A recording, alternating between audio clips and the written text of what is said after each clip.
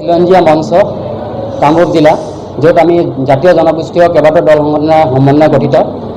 আজি বহুকেইটা সংগঠন আমি ইয়াত লগ হৈছোঁ। আপোনালোকক সংবাদ মাধ্যমৰ প্ৰতিজন ব্যক্তিক ধন্যবাদ জ্ঞাপন কৰিছোঁ, আদৰিছোঁ আজি এই সভাখনলৈ, প্ৰেছ মিটটোলৈ। যোৱা দেওবাৰে যিটো ঘটনা ঘটি গ'ল, সেইটো খুব দুখদায়ক ঘটনা। কাৰণ আটাইতকৈ দুখ লগা ঘটনা এতিয়ালৈকে হয়তো অকল গুৱাহাটীতে 8 বা 9খন এজাহাৰ দাখিল কৰা হ'ল, কিন্তু এতিয়ালৈকে যিজন খলনায়ক, সেই ঘটনাৰ লগত জড়িত থকা এজন ব্যক্তিকো তদন্তলৈ আওতালৈ অনা নাই। এইটো খুব দুখৰ বিষয়। আমি দাবী জনাইছোঁ অনতি পলমে যিকেইজন তাতে জড়িত আছিলে এই ঘটনাটোৰ লগত ওতঃপ্ৰোতভাৱে জড়িত তেখেতসকলক কায়ত্ব কৰক, নহ'লে কিন্তু আমি ইয়াৰ প্ৰতিবাদ সাব্যস্ত কৰি ৰাখিম। এইটো হৈ থাকিব প্ৰতিবাদ। আৰু আটাইতকৈ ডাঙৰ কথা, সেই ঘটনাটোত আলোক ত্ৰিপাঠী নামৰ এজন ব্যক্তি, তেখেতৰ সেই ঘটনাটোৰ লগত কি সম্পৰ্ক আছিল? কাৰণ যেতিয়া সেই ঘটনাটো ঘটিছিল, ঘটনাটোৰ সময়ত তেখেতক দেখা পোৱা গৈছিল, কিছুমান ভিজুৱেল পাইছোঁ আমি তেখেতৰ লগত দলে বলে। নমস্কাৰ, আৰু আপোনালোক অহাৰ কাৰণে মই আপোনালোকক ধন্যবাদ যাচিলোঁ, আমাৰ সাংবাদিক বন্ধুসকলক। আৰু প্ৰথম কথাটো হ'ল, আমি খিলঞ্জীয়া প্ৰথম আৰু অসমীয়া প্ৰথম বুলি কোৱা জাতিটোৰ সদায় প্ৰথম, আৰু জাতি মাটিৰ ৰক্ষাৰ কথা পাতি অহা মুখ্যমন্ত্ৰী ডাঙৰীয়া, আমাৰ মৰমৰ খিলঞ্জীয়া অসমীয়া বুলি কোৱা প্ৰথমজন মুখ্যমন্ত্ৰী ডাঙৰীয়ালৈ মই এটাই কথা ক'ব বিচাৰিছোঁ যে আজি পৰ্যন্ত আৰ্যনগৰত যিটো ঘটনা ঘটি গ'ল, এইটোৰ ওপৰত তেওঁ তদন্ত কিয় দিব পৰা নাই? কাৰ ছত্ৰছায়া, কাৰ সাহসত, কাৰ ভয়ত, নাগপুৰ নে RSS নে কাৰ কাৰণত আজি অসমবাসীৰ আগত কথা বতৰাখিনি পাতিব পৰা নাই তেওঁ? প্ৰথম কথা, আলোক ত্ৰিপাঠী যিজন বিজেপি যুৱ মৰ্চাৰ আৰু কাবাডী খেলুৱৈ যিজন হাৰি আছিল, তেওঁ যি আমাৰ খিলঞ্জীয়া অসমীয়াৰ ভাই ককাইসকলক যেনেদৰে দ্ৰুতভাৱে আদেশ দি পিনে আমাৰ আৰ্যনগৰৰ কলেজৰ মুখত যি ভাঙৰ ঘাটি উচ্ছেদ কৰাৰ আমাৰ অসমীয়া খিলঞ্জীয়া আমাৰ ভাই ককাইসকলক হাত তুলিবলৈ আদেশ দিলে, বহিৰাগত বিহাৰীক আদেশ দিলে আৰু অসমীয়া গো বেক ক'লে, এইটো ক'ৰ পৰা সাহস পালে তেওঁ? মই সকীয়াই দিছোঁ, মই এই মজিয়াৰ পৰা সকীয়াই দিছোঁ, তেওঁক অতি শীঘ্ৰে গ্ৰেপ্তাৰ কৰিব লাগে আৰু গ্ৰেপ্তাৰ কৰিব লাগে।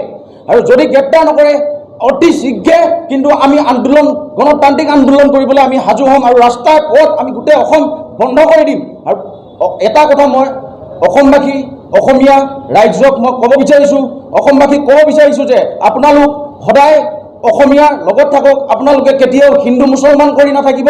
আপোনালোকে সদায় প্ৰথম অসমীয়া বুলি ক'বলৈ শিকক প্ৰথম, তাৰ পাছত আপোনালোকে ক'ব মই হিন্দু, মই মুছলমান। প্ৰথম আপুনি মই অসমীয়া, গৰ্বিত, মই স্বাভিমানী অসমীয়া বুলি ক'বলৈ শিকক। তাৰ পাছত আপুনি বিজেপি কৰক, RSS কৰক, ৰাজনীতিৰ লগত আমাৰ কোনো কথা মেল নাই, কিন্তু অসমীয়া বুলি ক'বলৈ শিকক। আৰু প্ৰথম কথা, মই বহুত দুখ পাইছোঁ, আজি পৰ্যন্ত 3-4 দিন হৈ গ'ল, তথাপিতো তেওঁলোকে গ্ৰেপ্তাৰ কৰিব পৰা নাই। গ্ৰেপ্তাৰ কৰিব কাৰ কাৰণে পৰা নাই? বিজয় গুপ্তাৰ পৰা অসমবাসীয়ে কি বিচাৰিব? চেণ্ট্ৰেল গুৱাহাটীবাসীয়ে কি বিচাৰিব? বিহাৰীৰ পৰা আমি একো বিচাৰিব নোৱাৰোঁ আৰু একো পাব নোৱাৰোঁ, এই অসমবাসী জানে। কিন্তু কাৰ কাৰণে, কেনেকৈ ধৰণৰ কাৰণে তেওঁ জিকিলে গুৱাহাটী চেণ্ট্ৰেল গুৱাহাটীৰ পৰা আমি সেইটো নাজানো, বা কেনেধৰণে তেওঁক মানে ৰচিলে এইটো নাজানো। কিন্তু এটা কথা মই ক'ব বিচাৰিছোঁ যে এই চেণ্ট্ৰেল গুৱাহাটীৰ যিজন নৱনিৰ্বাচিত বহিৰাগত বিহাৰী নিৰ্বাচিত হ'ল, তেওঁৰ জেগাতে কিয় প্ৰথম গুৱাহাটীৰ মাজমজিয়াত বিহাৰীয়ে উপদ্ৰৱ কৰিছে খিলঞ্জীয়া ভূমিপুত্ৰ অসমীয়া? কিয়? কাৰ সাহসত তেওঁ কৰিব পাৰিলে? কাৰ সাহসত তেওঁ কৰিব পাৰিলে?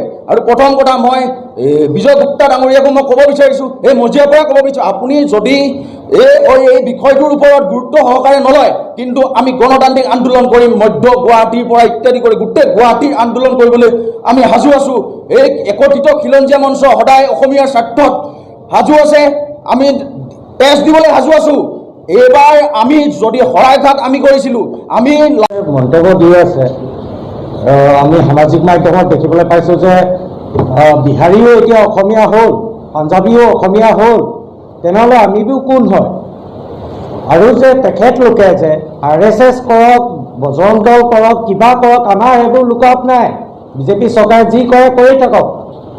এইখন অসম হয়, য'ত আমাৰ গুৰুজনাই বনাই থৈ যোৱা অসম হয় এইখন।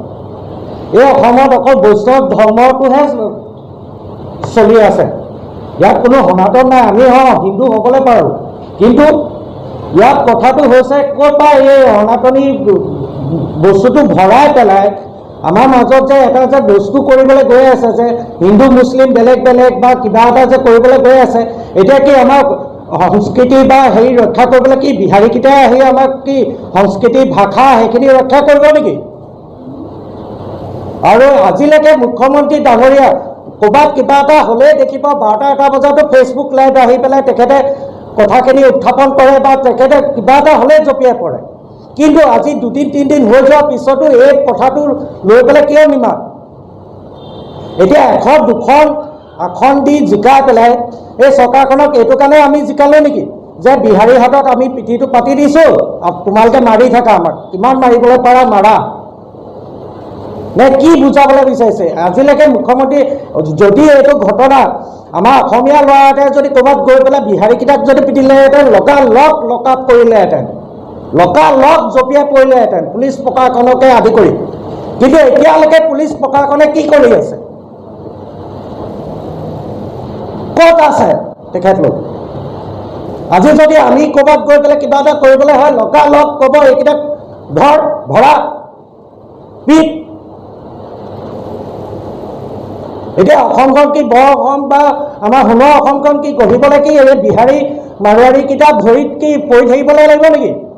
ক'ত ইয়াত আহিলে ইমান বছৰৰ পৰা আমাৰ শংকৰদেৱ গুৰুজনা বা মাধৱদেৱ গুৰুজনাই যোনখন আমাৰ অসম বনাই থৈ ইজনলৈ আপোনালোকে ধন্যবাদ জ্ঞাপন কৰিছোঁ আপোনালোকে আহি ইয়াতে উপস্থিত হোৱাৰ বাবে।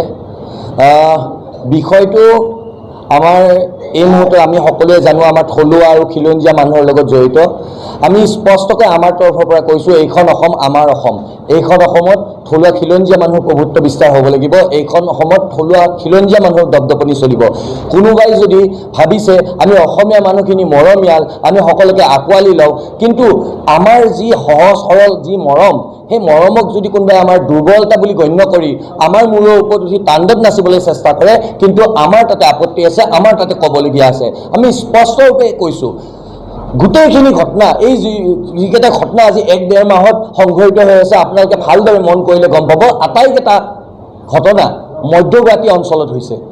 আপোনাৰ ফেঞ্চি বজাৰৰ ঘটনাটোকে লওক, ফটাচি আমবাৰীৰ ঘটনাটোকে লওক, বা আপোনাৰ পল্টন বজাৰ উলুবাৰী পেট্ৰল পাম্পত যে বিহাৰীবোৰে গুৰিলাগুৰিকৈ আমাৰ অসমীয়া যুৱকক মাৰিলে সেই ঘটনাটোকে লওক, বা যোৱা 2 দিন পূৰ্বে যিটো দুৰ্ভাগ্যজনক ঘটনা সংঘটিত হৈ গ'ল গুৱাহাটীৰ আৰ্যনগৰ চেৰাব ভাটিত, তাতে এখন গাঞ্জা বিক্ৰী কৰা দোকানক কেন্দ্ৰ কৰি অসমীয়া আৰু অনা অসমীয়াৰ মাজত এনেকুৱা এখন কাজিয়াৰ সূত্ৰপাত হ'ল। আৰু এই কাজিয়াখনৰ সূত্ৰপাত কোনে কৰিলে? হয়, আমি নদী নাৰী জাগ্ৰত শক্তি অসম সংগঠনৰ পৰা এইটোৱে এই যিখিনি ঘটনা হৈ আছে সেইখিনি ঘটনাৰ কাৰণে মুখ্যমন্ত্ৰী মহোদয়ক, যদি তেখেত এজন স্বাভিমানী অসমীয়া হয়, তেখেত অসমৰ মুখ্যমন্ত্ৰীৰ লগতে তেখেত এজন স্বাভিমানী অসমীয়া। গতিকে স্বাভিমান যদি তেখেতৰ আছে তেতিয়াহ'লে অনতিপলমে এই আমাৰ অসমীয়াৰ স্বাভিমানত আঘাত দিয়া ঘটনাত যিবিলাক যিকেইজন জড়িত আছে তেখেতলোকক অনতিপলমে গ্ৰেপ্তাৰ কৰিব লাগে। আৰু গ্ৰেপ্তাৰ কৰি তেখেত যদি স্বাভিমানী অসমীয়া, তেখেতৰ স্বাভিমানী অসমীয়াটো প্ৰমাণ কৰি দিয়ক। নহ'লে আমি ভাবিম যে তেখেত স্বাভিমানী অসমীয়া নহয়, তেখেত হিন্দী বলয়ৰ এজন দাস, কৃতদাস। এইখিনিকে ক'ব খুজিছোঁ।